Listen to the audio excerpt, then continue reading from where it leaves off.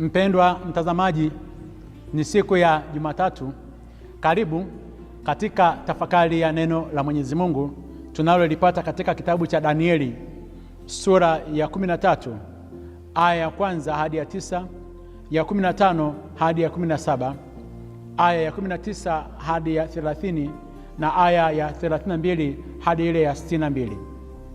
Tunakutana na habari za mwanamke ambaye alikuwa anaitwa Suzana binti Elkia, aliyekuwa ameolewa na mwanaume aliyekuwa anaitwa Yoakimu. Alikuwa ni binti mzuri sana, na katika maisha yao walipokuwa wanaishi walikuwa wana bustani nzuri. Siku moja huyu mwanamke akaenda kuoga, akawachukua vijakazi wake wawili. Alipoingia katika ile bustani, akawaambia wale vijakazi waende pembeni ili aweze kupata nafasi ya kuweza kuoga. Kuna wazee wawili ambao walikuwa wanamtamani huyu Suzana ili waweze kufanya naye mapenzi. Waliingia ndani ya ile bustani ambamo huyu Suzana alikuwa anaoga, wakajificha. Akiwa katika kuoga, wakamtokezea wakamwambia, ulale nasi, yaani ukubali kufanya mapenzi na sisi.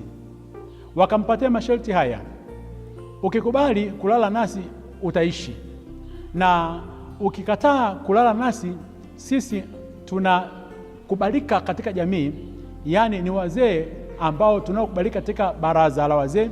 Tutapeleka mashtaka haya kwamba bustanini huko ulikuwa na kijana, ulikuwa unafanya naye mapenzi, na baadaye alipotona sisi akatoroka akakimbia, na baada ya hapo utakuwa na hatia na utauawa, kwa sababu sheria za Kiyahudi zinazungumza kwamba mwanamke yoyote yule ambaye akiingia katika dhambi ya uzinzi na mwanaume ambaye si wa kwake, adhabu yake lazima apigwe mawe mpaka kufa.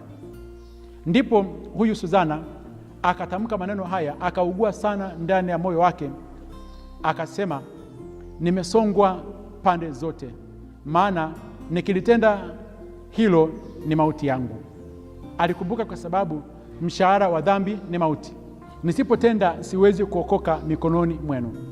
Ni afadhali nianguke katika mikono yenu na kukataa kuliko kutenda dhambi machoni pa Mungu. Mara Suzana akapiga kelele, na wale wazee nao wakapiga kelele. Walipopiga kelele, ndipo watumishi wakaja na watu wakaja. Wale wazee wakaenda mbele ya baraza, wakatoa ushahidi mbaya kwamba Suzana katika ile bustani alikuwa ana mwanaume, alikuwa na kijana ambaye alikuwa anafanya mapenzi. Walipofika huko, kesho yake likaundwa baraza la wazee kuweza kuhukumu hiyo adhabu, hiyo dhambi ambayo Suzana alikuwa ameifanya, na akawa amedhalilika mbele ya mume wake, anajisikia aibu. Walikuwa wamependana, ni aibu kubwa sana ambayo ilikuwa mbele yake.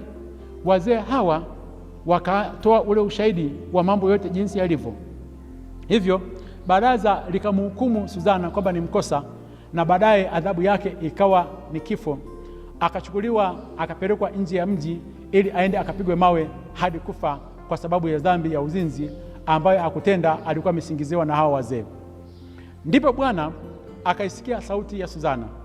Kwa hiyo akamwinua kijana aliyekuwa anaitwa Danieli.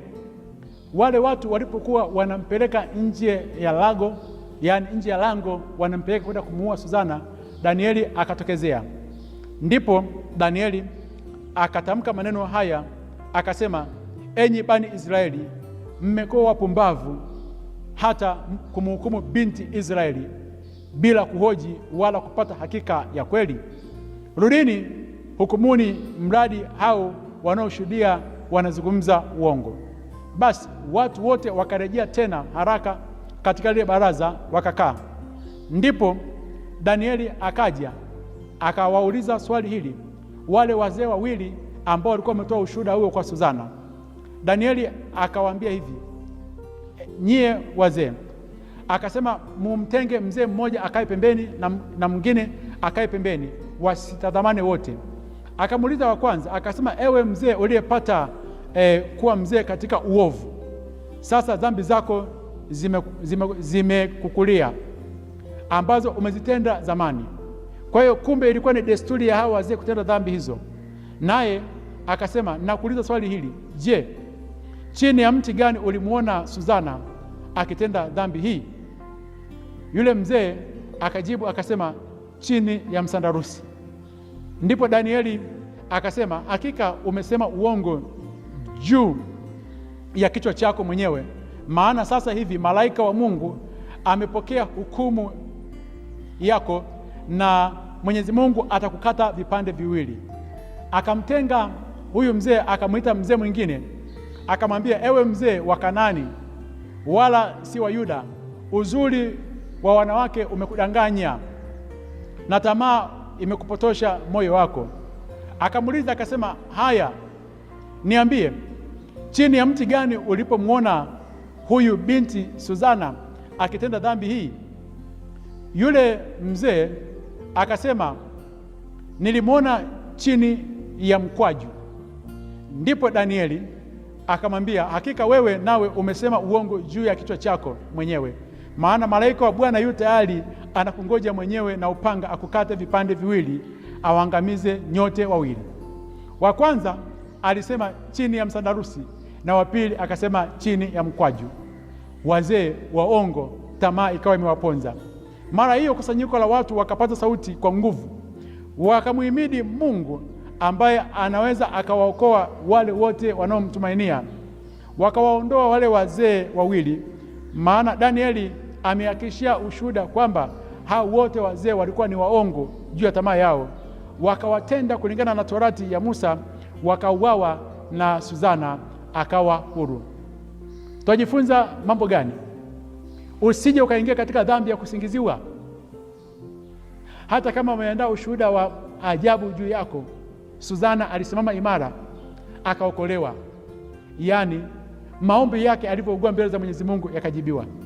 Na la pili, katika habari za wazee, usije ukatembea na dhambi hiyo hadi katika uzee wako.